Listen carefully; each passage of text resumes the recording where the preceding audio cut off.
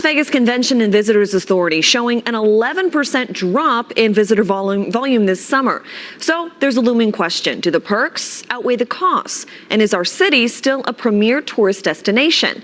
As some take to social media to share their frustrations over those high costs, 8 News Now reporter Jessamine Wolk got a response from leaders in our area. Jessamine.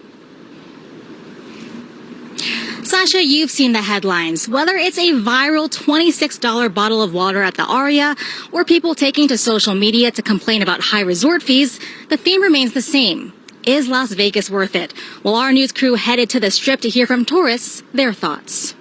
The first day we were here, I got a bagel and cream cheese, and it was $12. So I definitely had a little bit of sticker shock. We had, a club sandwich and a couple Diet Cokes. The Cokes were $4 a pop. So I've been a couple of times, and it is much higher than even last summer. Notice it's less tourists this year, but last year was a lot more than this year. You have to pay $70 for valet parking. You're going to find out very quickly that people don't want to pay $70 for parking. Industry, pretty smart people. I think they're going to figure this out without my input, but I think we need to be wary. We need bodies here in Las Vegas. While this by no means compares in magnitude with the large carriage concerns of the country, you will please observe that when it comes to a comparison with builders of strictly high-grade work, it shows up fairly well. Vegas, the city that never sleeps, suddenly feels dead. Once upon a time, Vegas was a place where ordinary people came to taste the impossible. The lights, the music, and the chaos didn't matter. If you were a truck driver or a tech CEO, Vegas made everyone feel equally valued, but today, that spice has been lost. The streets that used to be full of life are now quiet. Slot machines hum to themselves. Dealers stand behind empty tables waiting for players who never show up. Something is deeply wrong. This isn't just a slow week or an off-season slump. This is the Strip. The heart of Las Vegas bleeds out in real time. Tourism is collapsing, casino floors are half empty, and for the first time in decades, even Vegas insiders are whispering the same chilling question. Is Sin City dying? The answer isn't something you would have ever placed a bet on. Behind the flashing lights and billion-dollar billboards, powerful casino executives made a decision that changed everything. They didn't want budget travelers around. They didn't want the working class. They wanted the rich, and only the rich. They called it a business strategy, but what it really was, Schweik, was a purge. They priced out the very people who built this city from dust and neon. They forgot who kept the machines spinning, who filled the hotels, and who made Vegas alive. Now, the city that once promised fortune and freedom is learning a painful truth. When you kick out the dreamers, the dream dies with them. Walk the Las Vegas Strip today, and you'll notice something's missing. The sound that once filled the city, the laughter, the clinking of glasses, the shouts from lucky tables, has faded into a strange, uncomfortable quietness. The lights are still there, but they don't dazzle anymore. They flicker like a show with no audience. A decade ago, Vegas felt alive 24 hours a day. You could barely move through the crowds on a Friday night. Bachelorette parties, retirees, broke students, and high rollers all shoulder to shoulder, united by the same wild hope that tonight could change everything. There was magic in that chaos. There was equality in that noise. Now, the sidewalks stretch empty under neon glow. Taxi drivers wait hours for a single fare. Dealers shuffle cards for tables that never fill. The dreamers who built the city's pulse have vanished, and the Strip feels like it knows it online. The verdict is brutal. Too expensive, smells bad, not worth it anymore. The comments flood in every week, echoing the same disillusionment.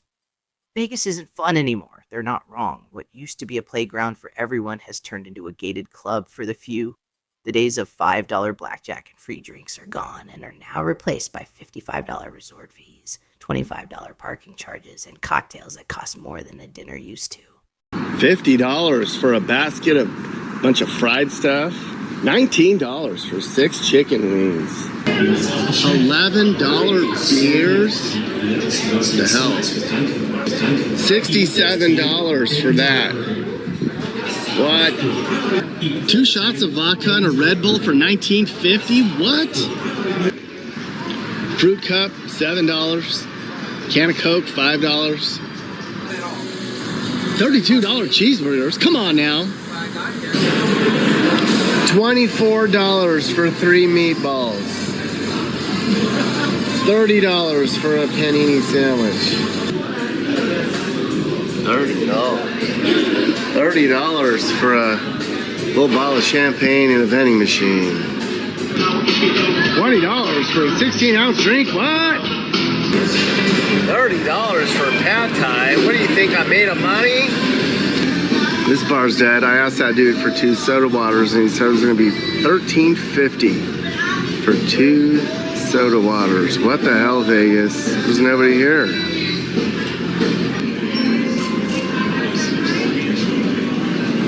No wonder the restaurants are empty. The irony is that Vegas used to sell the idea that anyone could win. It was built on the dreams of the middle class, the tourists, the families, the everyday workers who made the Strip electric. But in 2025, that heartbeat is gone. So the question now isn't whether Vegas is dying. The real question is, who killed it? And why did the people who built America's most exciting city decide that regular people no longer belong? It started with one sentence, one line, spoken on an earnings call that would quietly rewrite the soul of Las Vegas. Caesars Entertainment CEO Tom Reed leaned into the microphone and said it plainly. We're kicking out the lowest end. At first, no one could believe it. Maybe he misspoke, people thought. Maybe it was just corporate talk, but no, he meant every word. And that single phrase spread through the casino industry like wildfire. Behind closed doors, other executives nodded in agreement. MGM Sto followed up a year later with a smoother version. We're no longer chasing budget travelers, we're targeting quality customers. Quality, of course, meant wealthy. And just like that, the house changed the rules. Resort fees went up, parking stopped being free, and the cheap buffets disappeared. The $5 blackjack tables, the ones that built Vegas's legend, were gone. The city that once welcomed everyone became a gated playground for the elite. The effects were instant and brutal. Dealers who'd spent decades perfecting their craft were suddenly told there'd be fewer tables this season.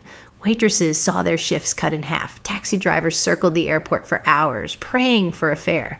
The Strip didn't just lose its crowd, it lost its heartbeat, and yet in boardrooms high above those empty streets, the executives smiled. On paper, profits still looked clean. Higher prices meant bigger margins, and at least for a while, but on the ground, the story was different. The casinos felt hollow, the laughter was gone. Vegas wasn't alive anymore. It was surviving on autopilot, drained by its own arrogance, the people who built this city. The very ones who made it shine had been shown the door. And the message from the top was crystal clear. Las Vegas no longer wanted the dreamers. It only wanted the dollars. It's Monday afternoon. Let's see what it looks like in MGM Grand. Oh my God, there's nobody here. This entire casino's empty. It's 4 o'clock in the afternoon. We haven't done this bridge, have we? Let's go inside of here.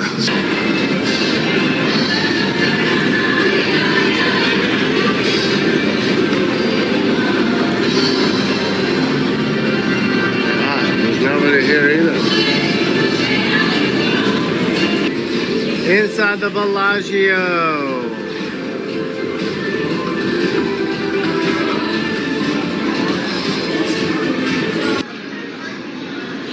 There's nobody in the high stakes room. Used to be cheap hotel rooms when you come to Vegas. We stayed at the only non-smoking joint on the Strip, a place called Park MGM. It was nice. Our room was $39, but the resort fees were $50 a day. And look at how much it was going to be on the weekend. Just a basic tiny room.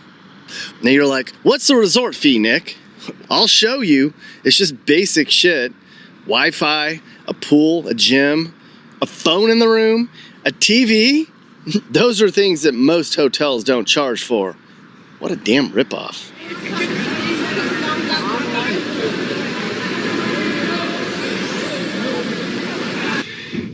And here's another money grab. Refrigerators are available for a daily fee. You don't even have a refrigerator in this room. You have to pay for a fridge. Come on, Vegas. Jeez. Once upon a time, Las Vegas wasn't about money, it was about possibility. It was the only city in America where a janitor, a nurse, and a millionaire could sit at the same blackjack table, order the same free drink, and feel like equals. That was the magic of old Vegas. You didn't need to be rich to feel rich.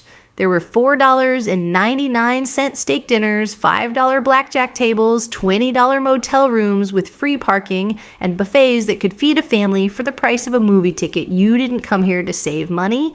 You came here because you could afford to live your dream, but that dream has been sold off piece by piece.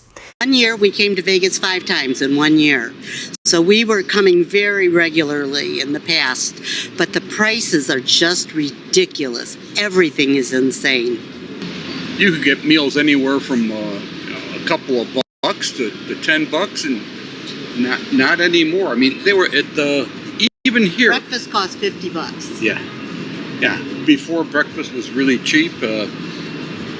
I mean, all the hotels we used to go to, like the Desert Inn, that's gone. Mirage is gone. Sahara. Everything is gone and different. It was a lot warmer before. Now it's all glass and concrete. It's very corporate. Yeah. Very corporate. And we can't get around as well as we used to. So. Yeah. All right. Is that going to deter you two from coming back again? Do you Probably. Yeah. Yeah. We will probably never come back again. This is probably our last visit. The food is crazy.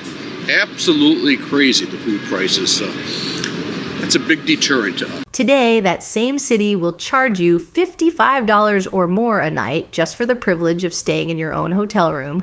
Add 20 more for parking, and that's before you've even touched the casino floor or whatever reason made you visit. A simple weekend getaway for two? Before you roll a single die, you've already lost the bet. Flights, rooms, parking, food, and resort fees now stack up to well over $2,000.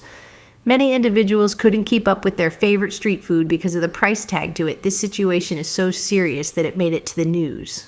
About the cost of parking at hotels, and that got us asking, what about food, specifically a simple meal like burgers and fries? So we sent our Will Silverstein to the Strip for this unscientific look at the costs. Will, you put in miles there on foot today up and down Las Vegas Boulevard. What did you find? Yeah, emphasis on unscientific as we were at the Las Vegas sign. But yeah, we walked from Mandalay Bay to Sahara and back, did the 4+ miles. And then as we got to the Las Vegas sign, we grilled the tourists on how much these burgers cost. We're also looking at the price of food. How much do you think a burger costs at some of these restaurants on the Strip? Burger, that's a whole nother story there, sir. And that story starts with the number 6. $60 paid for 2 hamburgers. That's what Houston, Texas resident Jennifer and her daughter forked up to Johnny Rockets at the Excalibur. Or double at $49.99. One of the things that we found with the pricing so far is that it tends to be between $22 to $30 for that average burger price. I think one of the biggest things seems to be is that there's that lack of place that's under $20. Where we did find Vegas didn't just raise prices, it rewrote the rules. What used to be a city for everyone is now a luxury product, shrink-wrapped in greed and sold to the highest bidder. The Strip is no longer built for everyone. It's built to keep the middle class out of it. The heartbeat of Vegas stopped the moment the executives decided that riffraff didn't belong. Now, the neon still shines, but it's hollow. The fountains still dance, but no one's watching. Vegas was once the people's playground. It was a place where luck could rewrite your story overnight. Today, it's a gated illusion, guarded by fees and fueled by arrogance. Vegas didn't die because people stopped coming. It died because the dreamers were quietly shown the door. And when the dreamers left, they took the soul of Las Vegas with them. For the people behind the dream, this isn't a slowdown. It is survival slipping away. A waitress at the Flamingo said, "My shifts are shorter, my tips are lighter, and the regulars who used to come every few months, they're gone." The numbers back her up. Visitor volume fell 11% this year. That's 1.5 million fewer people walking those streets. 1.5 million fewer hotel rooms filled, cocktails poured, and cabs hailed. Behind every statistic is a story. A dealer who can't pay rent, a bartender forced to pick up side gigs, a family wondering how a city built on luck suddenly ran out of it. You can replace tables, build new towers, flash brighter lights, but you can't fake soul. And somewhere between the resort fees and the velvet ropes, Vegas sold its own. Now the workers who once made this city come alive are the ghosts walking through it, still showing up, hoping the crowds will return, still praying the Strip will wake up again. While Vegas was busy chasing billionaires, something unexpected happened. The people it pushed away found somewhere else to play. 2 hours south of the Strip, the quiet little town of Laughlin started booming. Slot machines began ringing again, not with high rollers, but with ordinary folks. Retirees, truckers, and weekend gamblers, people who still play for fun, not status. Across Nevada, places like Mesquite and Primm record large crowds. They didn't raise their prices. They didn't slap on $55 resort fees or parking charges. They kept the doors open, the tables cheap, and the drinks free. And guess what? The gamblers came flooding back. Vegas called them riffraff. But the riffraff turned out to be the backbone of the business. They went where they were wanted, and it's not just small towns stealing Vegas's thunder. Online gambling is exploding, quietly becoming the new Strip. Why pay $25 to park or $20 for a watered-down cocktail when you can gamble from your phone in your pajamas? Digital casinos don't charge resort fees. They don't judge your wallet. They just let you play. In July alone, online casinos raked in over $1 billion. This was a record-breaking surge that no slot floor in Vegas could match. The same working-class dreamers who once saturated Sin City are now filling servers and apps. And they've moved the action to their living rooms, and they're winning back their freedom, one click at a time. Vegas thought it could outsmart the riffraff, but the riffraff found somewhere else to play. And that's the irony. The city that once prided itself on giving everyone a seat at the table forgot what made it special. Vegas was never built on luxury. It was built on loyalty, on the millions of everyday players who believed the lights were for them too. Now, as those lights flicker and the Strip grows quieter, one truth rings louder than any jackpot bell. When you turn your back on the people who made you, they don't disappear. They just take their luck somewhere else and shine. Vegas wanted to shine brighter than ever, but in chasing luxury, it swallowed its own soul. When casino CEOs decided that budget travelers were no longer welcome, they imagined a new Las Vegas, sleek, exclusive, and dripping in money. They raised prices, tightened access, and built palaces for the rich. For a moment, it looked glamorous, but beneath the gold trim and velvet ropes, the truth was brutal. Vegas had built a kingdom for people who didn't care to stay. The rich don't need Vegas. They can sip champagne in Monaco, play high-stakes baccarat in Macau, or vanish into the private suites of Singapore. To them, Vegas is a novelty, a layover, not a legacy. And when they left, they didn't just take their money. They took the illusion of success with them. The workers who kept the lights on could no longer afford to live within the city limits. Since the workers couldn't live in the city they served, the city started to eat itself. The casinos still glow, but the warmth is gone. The tables still spin, but no one's betting on the future. Vegas killed its own middle class to impress people who never cared, and now even the rich have stopped pretending. In trying to outshine the world, Las Vegas burned itself from the inside out. The city that once thrived on chaos, crowds, and connection now echoes with emptiness. And for the first time in its history, the house is losing. Then something unexpected happened. While every casino on the Strip doubled down on greed, one resort dared to break the pattern. Resorts World quietly dropped its resort fees. They brought back free parking, the very things that made Old Vegas legendary. And within weeks, something miraculous happened. Rooms filled, tourists returned, the energy that had vanished for years came roaring back to life. The sound of rolling dice, the laughter, the spark, it was all back. Proof that the people were never the problem. It was the arrogance that drove them away. Even the numbers tell the story. Convention attendance up by 10%, hotel bookings soaring, and online chatter flipping from anger to excitement. For a split moment, Vegas felt like Vegas again, a place where anyone could belong, not just those with platinum cards and private jets. That's when it hit everyone watching. Vegas doesn't need to reinvent itself. It just needs to remember itself.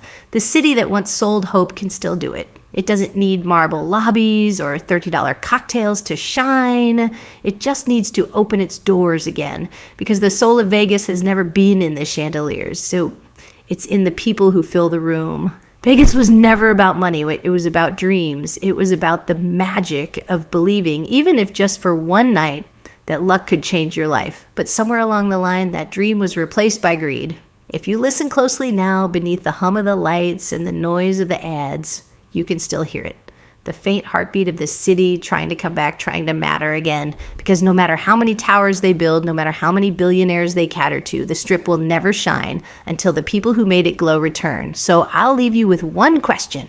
Can a city built on luck survive without love? If you believe Vegas deserves another chance, if you remember the Vegas that was alive, wild, and for everyone, let your voice be heard, comment, bring back the old Vegas, because maybe, just maybe, if enough of us remember, the city will too.